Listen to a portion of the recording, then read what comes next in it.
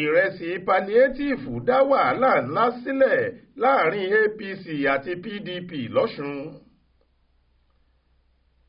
Ìjọba ìpínlẹ̀ Ọ̀ṣun àti ẹgbẹ́ òṣèlú All Progressives Congress APC ti ń sọ̀kò ọ̀rọ̀ síra wọn lórí àpò ìrẹsì tí wọ́n ní ìjọba àpapọ̀ kó ránṣẹ́ láti fi dín ìnira ẹ̀kúnwó owó bẹntiróòlù tíjọba yọ kù.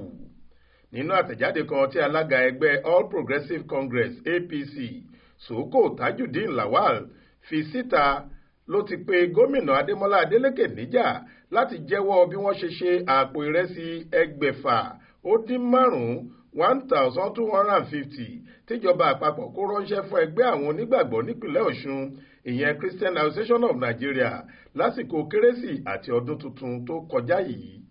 Lawal sọ pé ìwádìí tí ẹgbẹ́ APC ṣe fi hàn pé bí mọ́tò tó kó ìrẹsì tó jẹ́ ti àwọn kan náà ṣe dé sípínlẹ̀ Ọ̀ṣun làwọn tí wọ́n wà nígbọ̀nú ìṣèjọba ti ṣe báṣubàṣu. Ó ní bí wọ́n ṣe ṣe àpò ìrẹsì 17,000 aláàdọ́ta kílò àti àpò àgbàdo tó jẹ́ 8,000 tíjọba àpapọ̀ kọ́kọ́ kó ránṣẹ́ sípínlẹ̀ Ọ̀ṣun náà ni wọ́n ṣe ṣe àpò ìrẹsì 6,500 tó jẹ́ ti ẹgbẹ́ àwọn onígbàgbọ́. Làwọn àfikún ọ̀rọ̀ rẹ̀ pé ìdí tí ìjọba Adémọ́lá Adélékè fi ń hu ìwà náà ni láti lè jẹ́ kí àwọn aráàlú rí ìjọba àpapọ̀ bí òǹrorò. Ṣùgbọ́n nígbà tó ń fèsì, kọmíṣánná fún ètò ìròyìn àti ìlanilọ́yẹ̀ lọ́ṣun Olúọmọ Kọ́lápọ̀ Álímì sọ pé irọ́ tó jìnnà sóòótọ́ ni pé ìjọba gba ìrẹsì kankan lórúkọ CAN.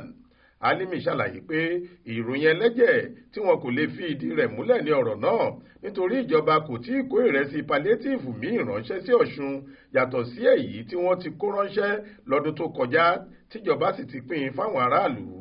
Ó sọ síwájú pé alága ẹgbẹ́ CAN wà lára ìgbìmọ̀ tíjọba gbé kalẹ̀ láti pín oúnjẹ Palietiifu tíjọba àpapọ̀ kó ránṣẹ́ lọ́dún tó kọjá, kò sì sí bí oúnjẹ míì yóò ṣe wọlé láì jẹ́ kí àwọn ìgbìmọ̀ gbọ́.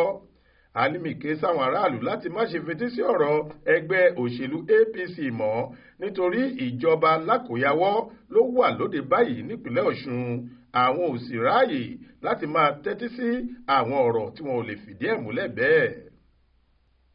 Florence Babasola ló ṣàkójọ ròyìn fún iléeṣẹ́ tẹlifíṣàn Aláròye online. Faith Adébọ́lá ló kà á sétí ìgbọ́ yín.